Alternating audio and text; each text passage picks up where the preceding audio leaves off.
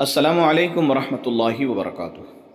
دوستو، جیسا کہ پچھلے ویڈیو میں بتایا تھا کہ ناخن میں اگر میل وغیرہ جمع ہو جائے تو اس میں وضو اور غسل کا کیا حکم ہے، اور آج کے اس ویڈیو میں ہم آپ کو ناخن کاٹنے کا سنت طریقہ بتانے جا رہے ہیں۔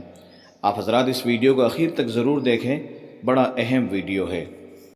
امام غزالی رحمۃ اللہ علیہ نے احیاء العلوم میں ایک طریقے کو ذکر کیا ہے اور اس کے بارے میں لکھا ہے کہ یہ طریقہ سنت ہے، لیکن محققین علماء کی رائے یہی ہے کہ ناخن کاٹنے میں سنت سے کوئی طریقہ ثابت نہیں ہے۔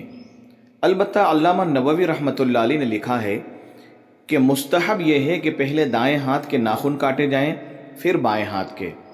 واضح رہے کہ ناخن کا کاٹنا ان اعمال میں سے ہے جن کو فطرت سلیمہ کے تقاضوں میں شمار کیا گیا ہے۔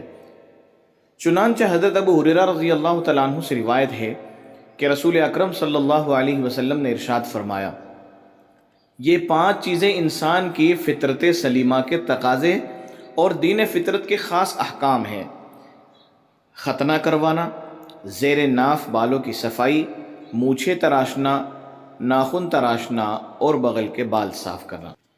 اور حضرت انس رضی اللہ تعالیٰ عنہ سے مروی ہے کہ مونچھیں تراشنا اور ناخن کاٹنا اور بغل اور زیر ناف کی صفائی کے سلسلے میں ہمارے لیے ایک حد مقرر کر دی گئی ہے کہ 40 روز سے زیادہ نہ چھوڑیں۔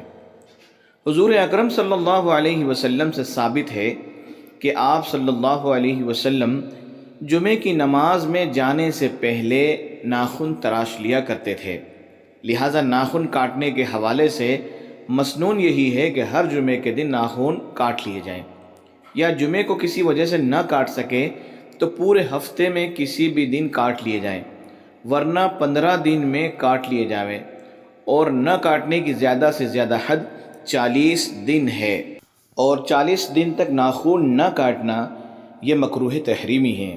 اللہ تعالیٰ مجھے بھی اور آپ کو بھی حضور اکرم صلی اللہ علیہ وسلم کی اس مبارک سنت پر عمل کرنے کی توفیق مرحمت فرمائے۔ ہماری یوٹیوب چینل راہ سنت کو سبسکرائب کریں، لائک کریں اور شیئر کرنا نہ بھولیں۔ جزاک اللہ خیر۔